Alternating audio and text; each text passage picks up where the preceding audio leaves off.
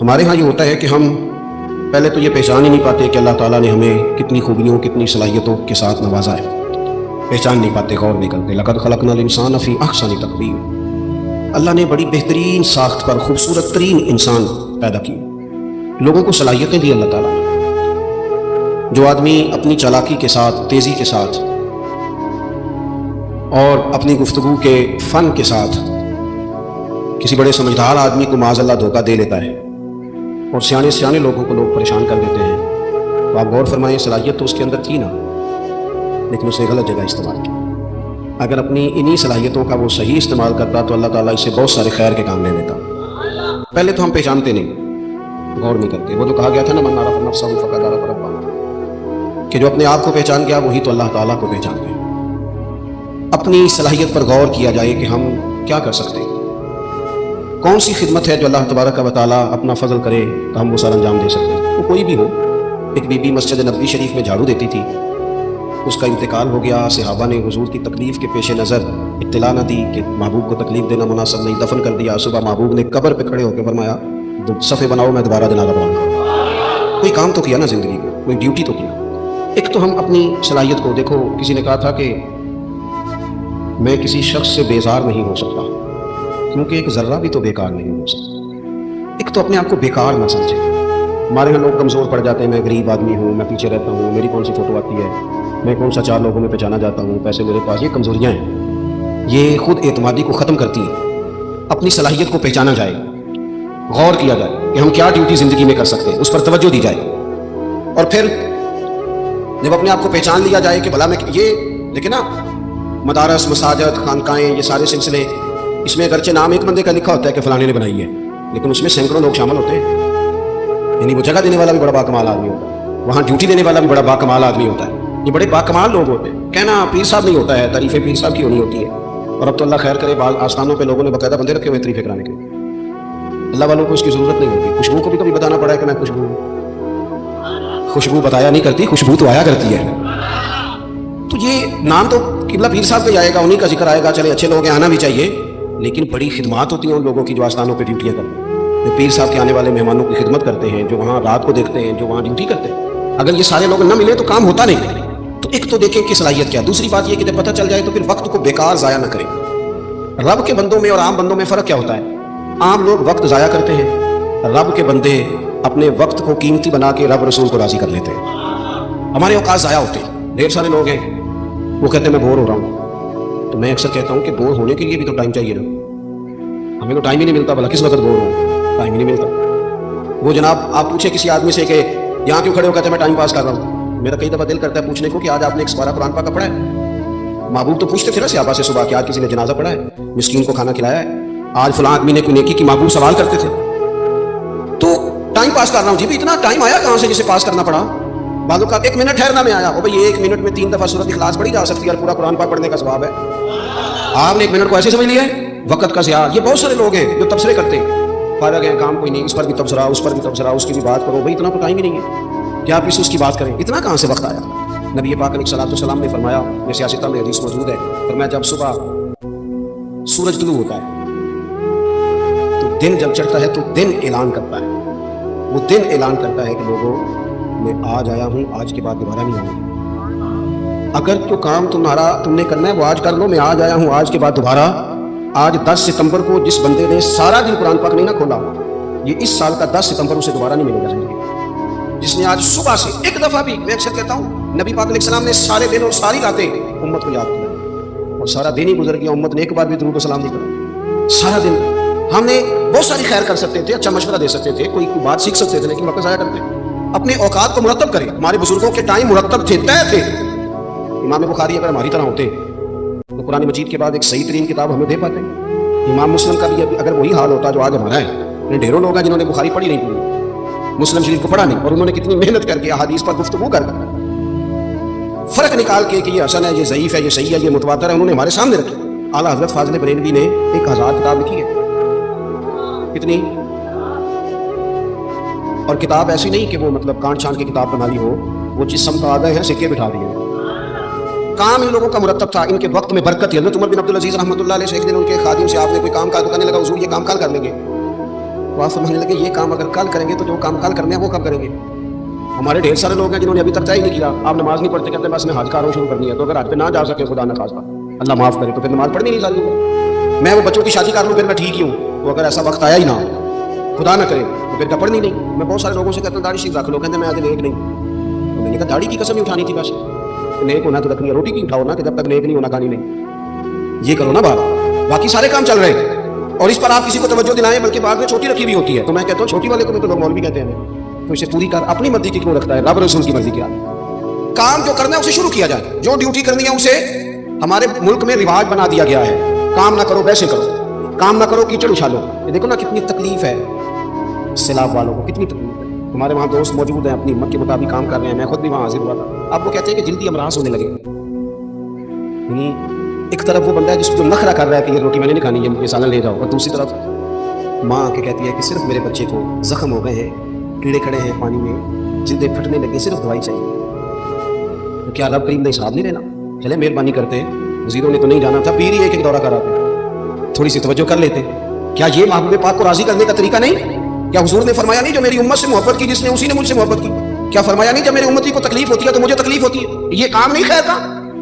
خدا کے بندے تو ہیں ہزاروں، بنوں میں پھرتے ہیں مارے مارے. میں اس کا بندہ بنوں گا جس کو خدا کے بندوں سے پیار ہوگا. اپنے اوقات کو مرتب کریں. ہمارے یہاں مزاج نہیں کام. یہ دیکھیں نا جلسے ہو رہے ہیں، آ رہا ہے فلانا جا رہا ہے، یہ ہو رہا ہے، اور سب سیاسی جماعتیں اللہ ماشاءاللہ جتنے خرچے ان کاموں پہ کرتے ہیں نا، اس سے آدھے خرچے اگر کریں آپ گاڑیاں سجا رہے ہیں، پلان ہو رہا ہے، بازاروں نکلی ہوئی ہیں، فلاں کام ہو رہا ہے، اور دوسری طرف حال یہ ہے کہ لوگ چار پائیاں کھڑی کر کے ان کے اوپر چادریں ڈال کے اپنی بیٹیوں کو چھپائے بیٹھے. نہ ادھر ادھر کی تو بات کر، یہ بتا کہ قافلہ کیوں لٹا. مجھے رہزنوں سے غرض نہیں، تیری رہبری کا سوال ہے. تھوڑا سا توجہ دینے کی ضرورت ہے کہ ہم ترجیحات ہماری کیا ہیں، ہم اصل میں کرنا کیا چاہ رہے ہیں، ہمارا رستہ اور سفر کیا ہے.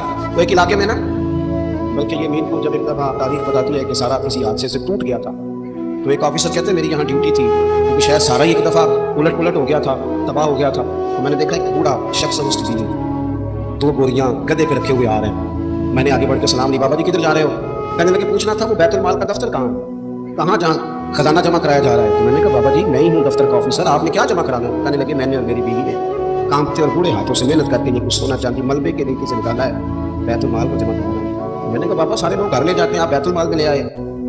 کہنے لگے پتر شہر سارا ٹوٹ گیا ہے، یہاں ہمارے بزرگوں کی قبریں ہیں، ہم تعاون کرنا چاہتے ہیں ہمارا شہر پھر سے آباد ہو جائے. شہر آباد ہوں گے تو گھر بھی انشاءاللہ بنی جائیں.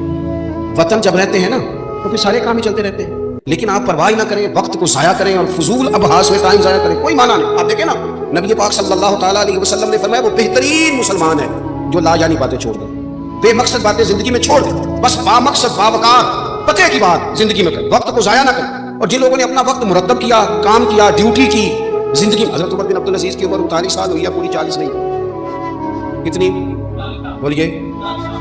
39 سال کی عمر میں یہ بندے نے روز قرآن پاک بھی پڑھا، درود پاک بھی پڑھا. اس شخص نے امت کو عدل و انصاف سے بھی بھرا، مساجد بھی بنائی، انہوں نے مدارس بھی قائم کیے، خدمتیں بھی کی. عمر 39 سال پر لے سجنا ستوڑی نبھائی، جان بھی دیتی تیرا تیرے. ہمارے ہم نے تو طے ہی نہیں کیا آج تک. یہ بہت سارے نوجوانوں کو میں دیکھتا ہوں سارے دن تصویر پہ نظر آتا ہے، سارا دن فوٹو آنی چاہیے. اور قوم نہ زیادہ تر اللہ ماشاء اللہ بالخصوص نوجوان نسل ہواؤں میں زندہ ہے، خوابوں میں زندہ ہے، موبائل کے اندر زندگی گزار رہے ہیں. زندگی کے دکھ کچھ اور ہیں، کرب کچھ اور ہیں، تکلیفیں کچھ اور ہیں، سمجھنے کی چیزیں کچھ.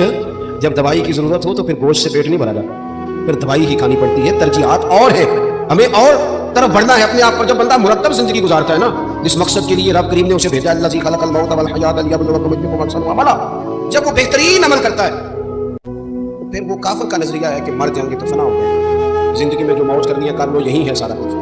مومن کو تو بتایا گیا ہے کہ تو جہاں قیدی ہے، تیری جہاں زندگی رب چاہی گزار دنیا میں، اللہ رسول کی مرضی پہ چل، قیامت کے دن اللہ تبارک و تعالیٰ جنت میں تجھے ساری نعمتیں عطا فرما دے گا. یہ کووڈ-19 کے دن تھے نا، تو مجھے ایک سرکاری ادارے میں مدعو کیا گیا، تو مجھے خوف پڑا ہے، کورونا سے ڈرتے ہیں. بعض لوگ تو ایسے ہیں جو کسی جگہ ہاتھ، یہ ٹینشن بڑی سوار ہوتی ہے. ایک صاحب میرے سامنے بیٹھ کے کہنے لگے کہ مجھے تو زیادہ لوگ جمع ہو جائے تو گھٹنے لگ جاتی ہے، تو یہ قبر میں تو میں تو بڑا خوف کھاتا ہوں. میں نے ان سے کہا قبر کھڈا ہے، گڑا ہے، تو سب کے گھروں میں سے گڑا ہے، اس سے صحیح موجود ہے، بات بالکل ٹھیک ہے. لیکن قبر کی ایک دوسری حالت ہے جو بندہ ہے مومن کے لیے. آپ کا جو خیال ہے نا سانس کیسے آئے گی، چاروں جانب سے بند ہے، تو جو رب ماں کے پیٹ میں بندے کو سانس کے لیے موقع دیتا ہے نا، اور اگر کوئی اس سے بھی زیادہ آسان بات سمجھنا چاہے تو انڈا چاروں جانب سے بند ہوتا ہے، سوراخ بھی کوئی نہیں ہوتا، चारों मेरी तरफ देखे जी, चारों जानब से अंडा बंद होता है, लेकिन जब चूजा निकलता है तो जिंदा भी निकलता है, सांसें भी लेता है, खूबसूरत भी निकलता है। तो जो मालिक वहाँ उसके लिए सारी आसानियाँ फराम करता है वो कब्र में भी फरमाएगा। लेकिन दो हालतें हैं ना, एक वो खड्डा है वो खड़ा है, लेकिन मैंने अगर गुजरावाला होना है तो गुजरावाला की सड़क पर चढ़ना चाहिए, पिंडी वाली सड़क पे। तो अगर कुछ सड़क ही इख्तियार की हो जो सीधी खड्डे में जाती है, तो इसलिए सड़क जानबूझ के इख्तियार की है। ना हलाल हराम की तमीज़ है, ना बोलने में एहतियात है, ना कोई परवाह है, ना बेटियों का हक दिया है, ना बहनों को उनका हक दिया है, ना जिम्मेदारियों का एहसास किया है। तो अल्लाह माफ़ फरमाए, इसने तो सफर ही खड्डे का शुरू किया। लेकिन अगर इसने जिंदगी थोड़ी मोहताज गुजारी है, रब चाही गुजारी है, तो फिर कब्र की दूसरी हालत भी जोड़ ले गया। यानी बंदा मरेगा तो जरा तसव्वुर करना क्या कहने लगा, जब वो मरेगा तो उसकी सिर्फ कब्र नहीं बल्कि उसकी कब्र बाग है, क्यारी है, कब्र बाग है। और मामूली बाग नहीं, जन्नत के बागों में से बाग। और ऐसी क्यारी जन्नत की, ऐसा बाग, ऐसा गुलशन कि जिसमें आंख खुलते ही पहली ज़ियारत ही मदीने वाले मामूल के नसीब। क्या कहा हज़रत, लेकिन लगे लहर में इश्क रुखे शाह का दाग लेके चले, आइए अंधेरी रात सुनी थी चार लेके चले। अब अल्लाह फरमाता यौम नहशुरुल मुत्तकीना इला रहमानी वफ़दा, फरमाया जो मुत्तकी लोग होंगे ना, परहेज़गार, वो जब रब की बारगाह में पेश किए जाएंगे तो मेहमान बना के पेश किए जाएंगे। अल्लाह की बारगाह में मेहमान बना के, वनसूकुल मुजरिमीना इला जहन्नम गिरदा, और मुजरिमों को जहन्नम की तरफ प्यास से हाँका जाएगा, प्यास से हाँका जाएगा। अपनी मामलात जिंदगी को हमें जल्दी से तय करना, वक्त ना गुजर गया तेजी से। काले बालों की जगह सफेद आने लग गए, और तंदुरुस्त वजूद कहीं कहीं से दर्द करने लग गए। यारों के दोस्तों में से, यारों की जमातों में से कुछ दोस्तों के हम जनाजे पढ़ाए, जिन्हें बाजू ने पल नहीं सजींदे, फिर शक्ल ही याद करेंगे। दाऊद ताई रहमतुल्लाह अलैह से हारून रशीद ने कहा था कि कोई नसीहत कर दे तो फरमाने लगे आपके वालिद कहाँ का, कब्रिस्तान में, दादा कब्रिस्तान में, बेटा भी था कब्रिस्तान में, भाई कब्रिस्तान में। फरमाने लगे तूने इतने जनाजे पढ़े, अभी मैं तुझे नसीहत करूं, तेरा क्या ख्याल है वो चले गए, तूने नहीं जाना? आओ भैया देसी कब्र जिन्हां ते फुल पे उधरों ते कोई नहीं गया, इधरों ही लखा गए। अपनी जिंदगी में थोड़ा चीजों को तय करें, बड़ी होगी तस्वीरें, बड़ी होगी वीडियो, और बड़े हो गए चक्कर, बड़ा कुछ हो गया। अब तो भाई कोई अगला काम हो तो जो है दोस्तों की मेरी बात, आपको इस थोड़ी सी ना तैयारी हो। और आखिरी बात ये, सूफिया किराम थे ना, इनके मुसल्ले बात थे, अल्लाह ना करते थे, हमारी जान नहीं छूटती। अब तो डॉक्टर कहते हैं कि बहुत सारे लोग क्योंकि वो जिंदगी मोबाइल पे गुजारते हैं तो गहरी नींद सो ही नहीं पाते, हर वक्त तवज्जो कहीं और लगी हुई होती है। हर वक्त वो तो संजीदा अगर सो ही नहीं पाते, चार चार मोबाइल रखे, बिजनेसमैन साहब महंगा मकीन को कोई बात सुना रहे हैं, किसी को कोई सुना रहे हैं, याद नहीं रहता मैंने सवेरे क्या कहा था, भूल गया। उलझी उलझी सी जिंदगी कम होती है जब बंदा मुसल्ले पे नहीं गया, सारा कुछ बंद करके, जान छुड़ा के, सारी रात बंदा कुछ देर अल्लाह करे, वल्लज़ीना यबीतूना लिरब्बिहिम सुज्जदन व क़ियामा। कुछ दुख बंदे के बड़े ज़ाती और निजी होते हैं, वो किसी को नहीं बताए जा सकते, चाहते हुए भी बंदा नहीं बता सकता। हमें शरीयत ने दुआ सिखाई है, जो किसी से नहीं कह सकते वो राह रसूल से कह दे, खोल के कह, करम भी मिलेगा, इज्जत भी मिलेगी। तो अपनी जिंदगी के मामलात को तरतीब दें, बिलखुसूस मुसल्ला, दुआएं, इबादतें, अल्लाह से जुड़े कोई ड्यूटी जिंदगी में करें, लेकिन खिदमत का मिजाज बनाए। ये दौड़ धूप है ना हमारी, बिला वजह की इससे बाहर आए। यानी ये जरूरी नहीं होता कि हर बहू नाफरमानी हो, लेकिन उसकी बहुत पहले तरबियत की गई थी, उसे बार बार कहा गया था कि जब तू सास के पास जाएगी तो लागू पता जाएगा। तो बेचारी का पहले से ही ज़हन था कि सास किसी खतरनाक चीज का नाम है, पहले से उसे बताया गया था। सास को भी कहा गया था कि जब तेरे घर आएगी ना बहू, तब तुझे समझ आएगी, तो पहले से ज़हन साजी कर दी गई थी। तो हम मिजाज के लिहाज से आहिस्ता आहिस्ता एक दूसरे के हक में सख्त होते गए, सख्त होते गए। मेरे रसूल पाक सल्लल्लाहु अलैहि वसल्लम का जो पैगाम है वो एहसास का पैगाम है। किसी का एहसास करना, अपने दिल में किसी शख्स के लिए गुंजाइश पैदा करना, मुख्तलिफ चीजें सोचकर, अच्छे गुमान करके रब की मखलूक के बारे में बेहतरीन राय कायम, लोगों के लिए अपने दिल के अंदर कुशादगी रखना, ये मेरे नबी पाक सल्लल्लाहु अलैहि वसल्लम का पैगाम है। आप इत्मीनान से बैठे, मेरी आवाज आ रही है ना आपको, इत्मीनान से बैठे, कोई ऐसा जनरेटर है तो चल जाएगा, वरना ये सारे मुल्क का मसला है। आप गौर करें मेरी बात, मेरे अजीज, एहसास जब लोगों के दिलों में नहीं ना होता, फिर वो मुआशरा आहिस्ता आहिस्ता ज्यादा सख्त हो जाता है। और हुजूर का पैगाम क्या है? एहसास। आपने ये कुरान मजीद फरमाता है, लक़द जाअकुम रसूलुम मिन अंफुसिकुम, फरमाया तहकीक हमने तुम्हीं में से तुम्हें एक रसूल तुम खाली तर्जुमा कुरान मजीद का देखे तो इंसान झूम जाता है। फरमाया ये वो महबूब है कि मुश्किल में तुम पढ़ो तो तकलीफ मेरे नबी को, मुश्किल में पढ़ना हुजूर पर गिरान गुजरता है। हरीसुन अलैकुम, तुम्हारी भलाई चाहने में जल्दी फरमाए। हुजूर सैयद आलम सल्लल्लाहु तआला अलैहि वसल्लम का जो रिश्ता अल्लाह ताला ने हमारे साथ बयान किया, उसकी कुर्बत ये है, ये किसी शायर का तखय्युल नहीं, किसी बेहतरीन उर्दू दां का जुमला नहीं, बल्कि ये अल्लाह का कुरान है। फरमाया मुश्किल में तुम हो तो गिरा मेरे महबूब पे गुजरता है। हुजूर तो जल्दी करते हैं तुम्हारी भलाई चाहने में, क्यों? रिश्ता बड़ा गहरा है। अन्नबी औला बिल मुमिनीना मिन अनफुसिहिम, फरमाया ये वो महबूब हैं जो तुम्हारी जानों से भी तुम्हारे ज्यादा करीब है। رسول کائنات صلی اللہ تعالیٰ علیہ وآلہ وسلم امت کے حق میں نرم دل رکھتے، نرم. لوگ سمجھتے ہیں شاید کسی کا بھلا یہ ہوتا ہے اس کو 4 پیسے دے دیے جائیں، شاید اس کا بھلا یہ ہے کہ اسے نوکری پہ لگوا دیا جائے، شاید بھلا یہ ہے کہ اس شخص کو اگر کسی وہ مشکل میں آ گیا ہے تھانے کچہری کے معاملے میں تو وہاں اس کو سہولت دلا دی جائے، آسانی کر دی جائے، کسی کو مضبوط کر دیا جائے تو یہ اس کے ساتھ بھلائی ہے. میرے رسول پاک صلی اللہ تعالیٰ علیہ وسلم نے بتایا کہ میں نہ مکارم اخلاق کی تکمیل کے لیے آیا ہوں، میں تمہارا وہ نفع کرنے آیا ہوں کہ تمہارا دل ساری جگہوں سے ہٹا کے رب رسول کی طرف مائل کرنا، تمہاری طبیعتوں کے اندر جو سختی ہے اسے نرمی میں بدلنا ہے، تمہارے مزاجوں کے اندر جو بے لگام خواہشات ہیں انہیں شریعت اسلامیہ کی پابندی کی لگام دینی ہے. حضور سید عالم علیہ السلام نے لوگوں کی اصلاح کا جو دیکھیں نا، اگر کسی گھر میں بگڑے بچے سمجھ جائے نا تو روٹی تھوڑی بھی ہو تو گزارا ہو جاتا ہے. اگر گھر والے اخلاقاً اتنے اعلیٰ ہوں، ایک دوسرے سے پیار کرتے ہوں تو تھوڑے پیسوں پر بھی وقت گزر جاتا ہے.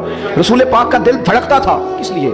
صرف اس لیے نہیں کہ لوگوں کو نوکریاں مل جائیں، مال مل جائے، لوگ جو ہیں ان کے گھر کشادہ ہو جائیں، بلکہ حضور کا دل دھڑکتا تھا کہ لوگ دوزخ سے بچ جائیں، جنت کی طرف ان کا سفر ہو جائے.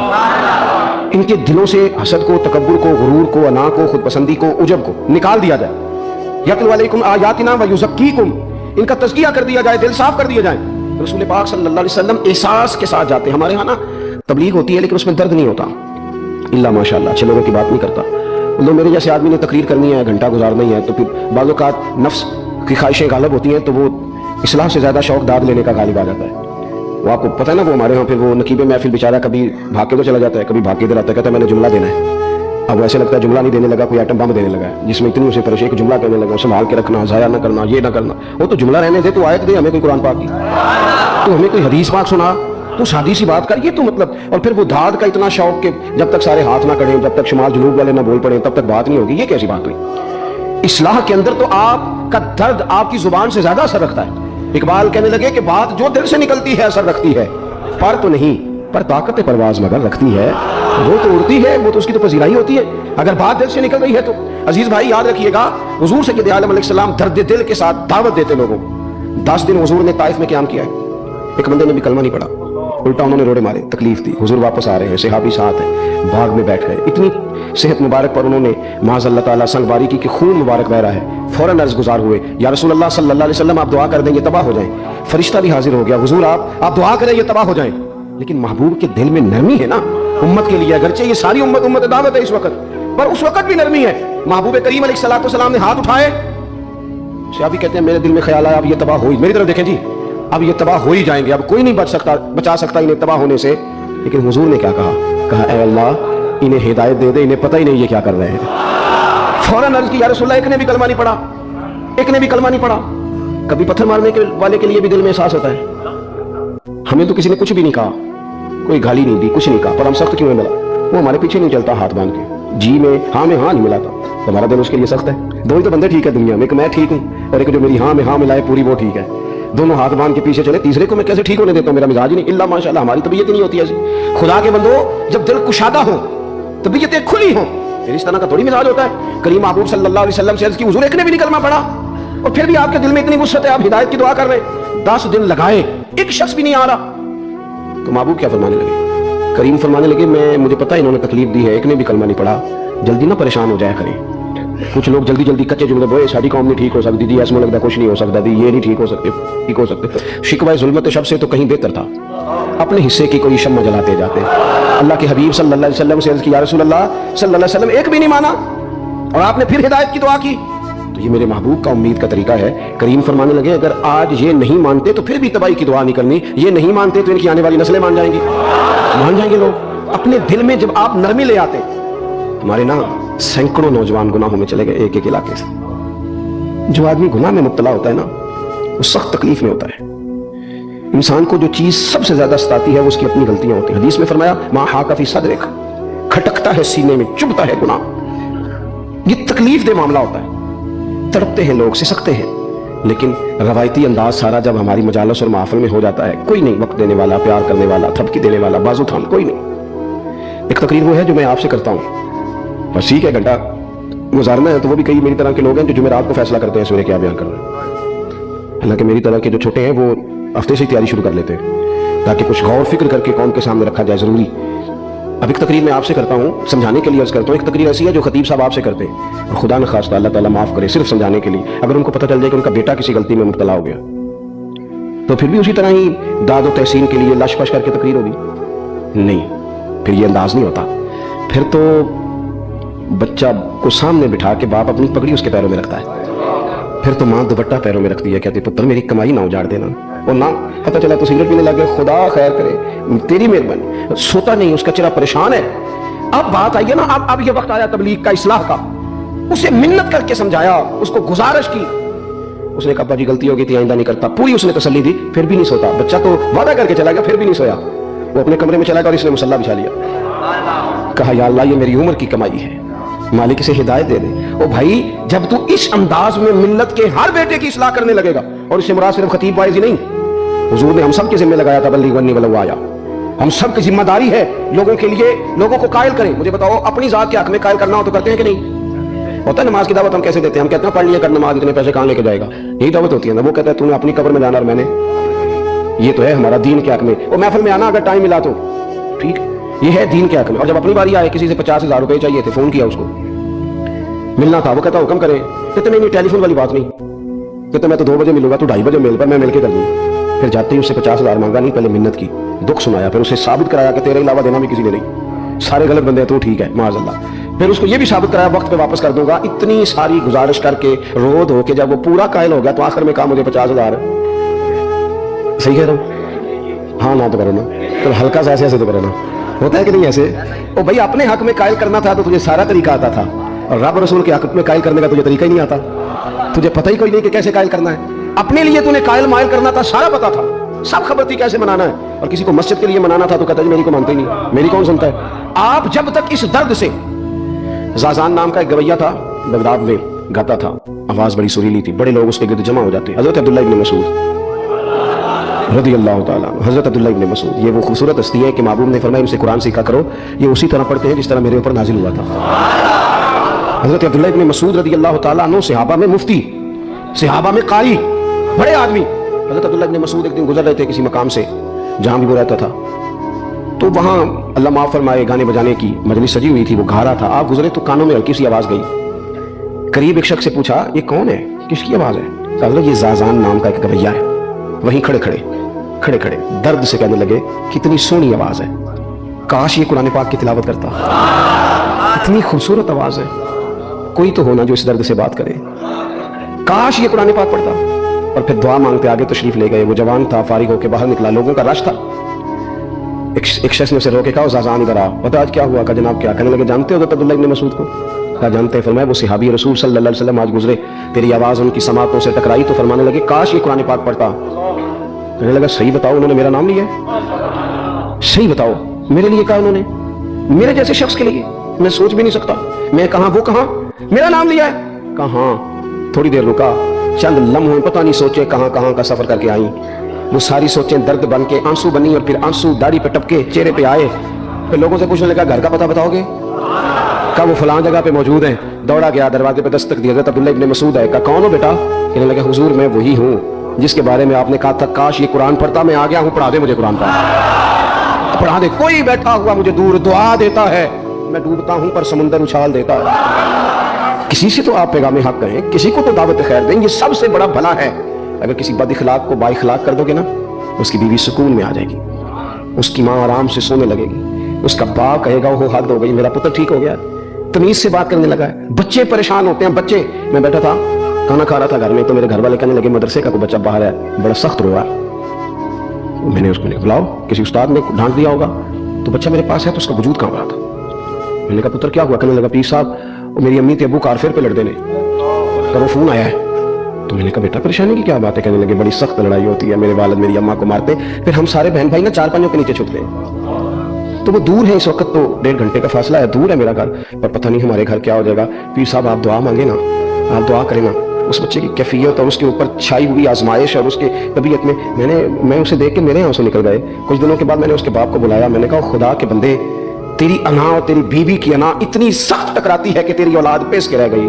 کاش तो रसूलुल्लाह की उस सिफ्त से आगाह होता कि खुदा के बंदों को माफ कर दो, अल्लाह तुम्हें माफ फरमा देगा। काश तुम्हारे अंदर वो कैफियत होती, तुम्हारे बच्चे मीलों दूर रह के भी तड़पते हैं कि जाने घर, क्यों? इसलिए कि गुंजाइश नहीं दिलों में, कोई इखलाकी तालीम नहीं। हमने अपने घरों को खुद अपने हाथों से इतना आजमाइश का घड़ा बना लिया है, लड़ाइयां झगड़े मुसीबतें, क्यों? कि पैसों की तो तबलीग रोज होती है कि कमाने चाहिए, माल की तबलीग तो रोज होती है, दर्द नहीं बढ़ता, इखलाक की बात नहीं होती। और सजनों, हमारा गरीब घर था, पर मेरे अब्बा जी जब गंदम का सीजन खत्म होता घर में लेके आते तो हमारे घर के सेल में खड़े होकर फरमाते, लो पुत्र किसी का कारवल नहीं तकना, मैं दाने पाते ने पड़ो लेते थे, तुम्हारी माँ ने अचार पा देता है, आप परवाह नहीं। इस सादगी के साथ, इस आसानी के साथ गुजारा होता था। मैंने एक दफा कहा, मैंने कहा अब्बा जी लोग बड़ा बड़ा पैगाम देते हैं, पैसे कमाओ पैसे, आप नहीं देते पैगाम। चले ये बताने कोई शय पसंद नहीं खाने में, कहने लगे बेटा भूख लगी हो तो हर शय पसंद, न लगी हो तो नखरा ही नखरा, अगर तलब होगी तो ये भी तुम्हें नफा देगा, लेकिन अपने घर में सुकून रखना, इत्मीनान रखना, इस टेंशन से अपने एक दूसरे को इखलाक का सबक पढ़ाएं, दिलों की नरमी का दर्स दें, थोड़ी सी कोशिश करें जिससे हमारे घर बच जाएं। और अगर कोई बंदा गुनाहगार नजर आए तो उस पर तनकीद ना करें, तनकीद ना करें, मुझे सही बताना, दिल पे हाथ रखे। खुदा न खास्ता किसी का बच्चा बच्ची माज अल्लाह अल्लाह बचाए साल को बिगड़ जाए तो क्या वो चौक में खड़े होकर चस्के ले लेके बताएगा कि बच्चा मेरा बिगड़ गया? बोलो, सारे बोले जल्दी से। तो फिर पड़ोसियों का बच्चा बिगड़ा तो फिर चस्के क्यों लिए? गली में किसी की बेटी से माज अल्लाह खुदा न खास्ता कोई ऐसी गलती हो गई तो जगह जगह बातें की, तो यहाँ शादियां नहीं होंदियां। अपने बच्चे के बारे में जब तू कहते चुप जाए बात, देखना हजरत सैयदना जुनैद बगदादी कहते हैं मेरे मामू थे हजरत श्री शक्ति, मैं अपने मामू से बैत था, उन्हीं की खिदमत में रहता था। फरमाते हम जा रहे थे, एक दिन उन्होंने छड़ी पकड़ी है, एक हाथ में मुझे थामा, थोड़ा आगे गए तो रश था, चंद लोग खड़े थे, तो श्री शक्ति मुझसे कहने लगे जुनैद देख तो सही रश क्यों है? तो मैं गया तो एक नौजवान शराब पी है, माज़अल्लाह नशे में धोत लेटा है, इर्द गिर्द लोग खड़े, और वो चूंकि पूरी तरह उस पर नशा गालिब है तो ऑल फॉल बातें कर रहा है, लोग भी उसके साथ जो है वो हंसी मजाक कर रहे हैं, उसका मजाक उड़ा रहे हैं, रश है। मैंने आगे कहा हुजूर दफा करें, एक शराबी लेटा है, लोग भी मजाक उड़ा रहे हैं और बस ऐसे शुगर लगा हुआ है, सारे लोग तमाशबीन नहीं होते। हजरत फरमाने लगे नहीं जुनैद ऐसे कैसे चले गए, चल ना मुझे ले चल। कहते हैं बूढ़े शेख, हाथ मैंने थामा तो वहां ले गया, हजरत ने लोगों को डांटा, चलो दौड़ो। पुराने जमाने में लोग बुजुर्गों की हला करते थे, सब लोग वहां से छट गए। कहते मुझे फरमाने लगे जुनैद जा प्याले में पानी ला। कहते मैं एक प्याले में पानी भर के लाया, उन्होंने अपने बूढ़े हाथों से उसका मुंह धोया, उसके चेहरे पर पानी डाला, उसका मुंह साफ किया, फिर उसे खड़ा किया, उसे घर भेजने को कहा। कहते हैं वहीं एक कोने में साइड पे हो गया तो हजरत ना मुंह धो के ना थोड़ी देर चुप कर गए, फिर 2-3 लम्हे तो उनकी आंखों में जोर जोर से आंसू टपके और हाथ उठा के कहने लगे मालिक मैं तेरा कमजोर बंदा हूं, मैं मुंह धो सकता था, मैं दिल तो नहीं ना धो सकता, जो मेरे इख्तियार में था मैंने कर दिया, बाकी तू मुकल्लिबुल कुलूब है, कर ना करम। ये किसी माँ का बेटा है, किसी खातून का शौहर है, ओ भाई जो नशे पे लग गए उनके बच्चे बाप के होते होते यतीमों जैसी जिंदगी गुजारते हैं, लोगों के मांग के कपड़े पहनते हैं। किसी ने कहा था अगर दुश्मन से ज्यादा बदला लेना हो तो उसे कत्ल न करो, नशे पे लगा दो। माज़अल्लाह इतना लोगों ने, कितना आम नशा हो गया। कहा अल्लाह मैं ना मुंह धो सकता हूं, दिल नहीं, दिल तू धो सकता है, धो दे। कहते हैं ये कह के हजरत उठे तो मैंने उसकी हुजूर ऐसे मुंह धोया क्यों आपने? तो फरमाने लगे इसलिए धोया है कि जब तक मुंह से बदबू आती रहेगी इतने लोग सूंघते रहेंगे, इसके शराबी होने के गवाह बनते रहेंगे। मैंने इसलिए धो डाला है कि हो गए पीछे जो हो गए मजीद गवाह न बने। हजरत श्री शक्ति कहते हैं मैंने, हजरत जुनैद बगदादी कहते हैं मैंने उसी रात तहज्जुद के वक्त उठ के हजरत को वुज़ू कराया, मैंने उनका बाजू थामा, मैं ही उनको मस्जिद में लेके गया। कहते हैं जब हम मस्जिद में पहुंचे तो वो कल दोपहर वाला शराबी हमसे पहले मुसल्ले में बैठा था। कहते हैं मेरे दिल से आवाजें निकल रही थी शेख देख लो फिर मालिक कितना करीम है, आपने मुंह धो डाला था, आपने दिल भी धो डाला, करम फरमा दिया। कोई हो आओ ना संगियों मिले, एक दूसरे का मुंह तो धोना शुरू करें ना, आओ ना एक दूसरे को यहाँ तक वुजू का पानी तो फराहम करें ना, कुछ तो खैर तकसीम करें। अखलाक की तरबियत मैं देखता हूँ हमारे वतन में इस्तराब है, बेचैनी है, इस तरह का माहौल बनाया गया है कि लोग एक दूसरे के हक में सख्त हो गए, मिजाजों में तलखियां हैं, लड़ते झगड़ते नाराज होते लोग, बिगड़ते कोसते डांटते शिकवे करते लोग। शिकवा जो होता है ना ये बंदे को बेचैन कर देता है, शुक्र बंदे को सुकून में मुब्तला करता है। शिकवे आजमाइशें अपने दिलों में वुसअत लाएं, एक दूसरे को इस्लाह की तरफ लाएं, एक दूसरे को पैगाम दें, एक दूसरे की तरबियत करें, थोड़ा सा हौसला, थोड़ा सा सब्र, थोड़ी सी गुंजाइश अपनी तबीयतों में पैदा करें। अपने बच्चों पर सबसे ज्यादा निगरानी ये करें कि उनका इखलाकी मेयार क्या है। अगर मैं और आप खुदा न खास्ता बच्चों को सिर्फ ये तरबियत देंगे ना कि वो पैसा पैसा पैसा पैसा, शादियां भी पैसे देख के करेंगे, तो याद रखना फिर एक दिन वो ये भी कहेंगे कि अब्बा काश तुमको ढाबे का काम करता तो आज हमारे पास भी पैसे होते। फिर बाप से भी पैसों का ही मुतालबा होगा, फिर लोग माँ बाप भी पैसों के लिए छोड़ के चले जाते हैं। फिर जब आपने तरबियत जिस चीज की थी तो नतीजा भी तो वही बरामद होगा।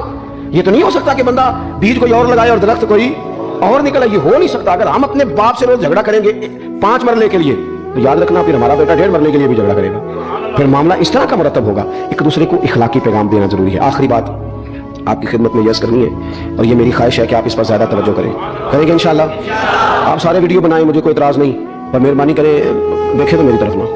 جب آپ لائیو چلاتے ہیں تو پھر اسی کو دیکھتے ہیں، وہ پھر کہتا ہے کہ یہ کمنٹس آ گیا تو دوسرا آ گیا۔ اللہ کرے میری بات آپ کے دل میں اتر جائے، آپ تھوڑی سی توجہ کریں۔ میں کیا عرض کرنا چاہتا ہوں، غور کریں میرے بھائی۔ ملک میں نا مہنگائی تیزی سے عروج پکڑ گئی ہے، اور مہنگائی جب ہوتی ہے نا تو امیروں نے تو مال بیچنا ہوتا ہے، تو ان کا دگنا ہو گیا تو وہ تو اور امیر ہو گئے۔ غریبوں کے لیے مشکلات بڑھ گئی ہیں۔ جو طبقات بیچارے تنخواہ دار تھے، کمزور تھے، میری طرف دیکھیں جناب، وہ اور کمزور ہو گئے۔ ہمیں زیادہ تو نہیں لیکن اتنا ضرور کرنا چاہیے۔ یہ قرآن تک دے دیں تشریف رکھو عزیز بھائی، تھوڑا سا نا، زیادہ نہیں۔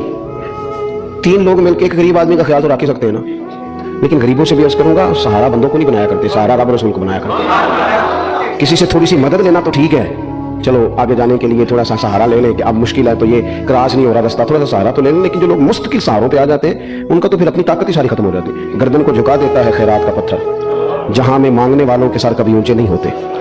تھوڑی سی ہم نے ایک دوسرے کی مدد کرنی ہے۔ جو لوگ زیادہ مالدار ہیں ان سے میری گزارش ہے کہ تھوڑے سے خرچے کم کر لیں، اپنے ہاتھوں سے تقسیم کریں۔ یہ چھوڑ دیں کہ وہ میرے چچا کے جو بیٹے ہیں وہ میرے ساتھ اچھا سلوک نہیں کرتے، وہ فلانے ہیں، وہ ان کا سلوک اگر وہ کریں گے تو اللہ سے اجر لیں گے۔ آپ اگر ان کو محسوس کرتے ہیں نا وہ غریب ہیں، ماموں کے بیٹے، چچا کے بیٹے، گلی والے، محلے والے، تو تھوڑا تھوڑا کر کے اپنے بھائیوں کی مدد کرنی شروع کریں۔ دیکھو عید پہ کپڑے تھوڑے لے لو نا، ویسے بھی سوٹ کی ضرورت تو صرف عید پڑھنے کے لیے، بعد میں تو کپڑے بدل کے کوشش کرنا ہے، تو بچے ویسے سوئے رہتے ہیں سارا دن۔ تھوڑی سی نا اپنے اضافی خرچے کم کریں۔ غربا کی تھوڑی، یہ عید گزری تھی نا چھوٹی تو شادیاں شروع ہو گئی تھی، میرے پاس لوگ بہت زیادہ آتے ہیں، چونکہ ایک آدمی سمجھ کے اچھا گمان کر کے لوگ دعاؤں کے لیے کہتے ہیں، تو ان کے دکھ سن کے نا تو کئی دفعہ سوچتے ہیں کہ یار یہ جو امیروں نے اتنے مہنگے مہنگے ہوٹلوں میں روٹیاں کھائیں، اتنی مہنگی مہنگی گاڑیاں پجارو، یہ اللہ کے حضور جواب بھی تو دینا ہے نا۔ ہم نے ایک دوسرے کا خیال چھوڑ گئے، 2-4 باتیں سوچ کے نا، وہ جس کے گھر میں 3 لوگ ہیں کام کیوں نہیں کرتے؟ خدا کے بندے کرتے ہیں کام، لیکن محنت سے نہیں ملتا، خدا کے فضل سے ملتا ہے۔ تیرے اوپر فضل ہے، تجھے باتیں آتی ہیں، لیکن کئی دفعہ سارے بھی کریں تو رزق جب ہی آتا ہے جب رب چاہتا ہے۔ ایک تو وہ لوگ ہیں جو ہاتھ پھیلا کے مانگ لیتے ہیں، ایک سفید پوش ہوتے ہیں، لا یسألون الناس الحافا، جو لپٹ لپٹ کے سوال نہیں کر سکتے۔ ان کو دیکھیں، بالخصوص اپنے بہن بھائیوں میں، قریبی رشتہ داروں میں، پڑوسیوں میں تھوڑی تھوڑی لوگوں کی مدد کریں، اور اپنے خرچے بتدریج کم کریں۔ خواہش تو بچوں کی طرح ہوتی ہے، خواہش پوری کریں تو دوسری پیدا ہو جاتی ہے، دوسری پیدا کریں تو 4 خواہشیں اور کھڑی ہیں۔ نفس تو بچے کی طرح ہے، اپنی خواہشات تھوڑی کم کر کے۔ یہ حکومتوں سے آپ امید نہ رکھیں، ہمارے ملک میں جتنی سیاسی جماعتیں حکومتیں کر چکی ہیں یا کر رہی ہیں، ان سے کوئی توقع نہیں۔ یہ بیچارے تو اپنے جھگڑوں سے باہر نہیں آتے، انہیں کیا خبر کہ غریب کہاں بستا ہے۔ جب تک بندہ وہاں سے ہو کے نہیں نا گزرتا جو اصل جگہ ہے، تمہیں یہ جو تم اے سی والے کمروں میں بیٹھ کے اور جناب نیسلے کی بوتلیں رکھ کے پریس کانفرنس کرتے ہو، تمہیں کیا پتا ہو، تمہیں کیا خبر ہو کہ بچوں کی فیس دینی ہو تو بوڑھے ماں باپ پہ کیا گزرتی ہے؟ تمہیں کیا خبر ہو کہ عید آ گئی ہے تو بوڑھے کس طرح مشورے کر رہے ہیں کہ اگر عید کا کپڑے نہ کر لے تو ساس گلا کرے گی؟ تمہیں کیا خبر ہو کہ کچھ غریب ایسے بھی ہیں جو بیچارے رات کو مشورہ کرتے ہیں کہ صبح ناشتے میں گھی کہاں سے لانا ہے، بچوں کے پراٹھوں کے لیے تو گھی بھی نہیں ہے، گندم امیر شہر کی ہوتی رہی خراب اور بچی کسی فقیر کی فاقے سے مر گئی۔ خدا را مہربانی کرے، گنجائش پیدا کرے۔ بندہ کبھی بھی جیب کا سخی نہیں ہوتا، بخاری شریف میں پورا باب ہے کہ بندہ غنی دل کا ہوتا ہے۔ اپنے دل کا غنا اپنے اندر لائیں، جب آپ کا دل سخی ہو جائے گا ساری چیزیں ٹھیک ہو جائیں گی۔ اللہ تعالیٰ مجھے اور آپ کو توفیق عمل عطا فرمائے۔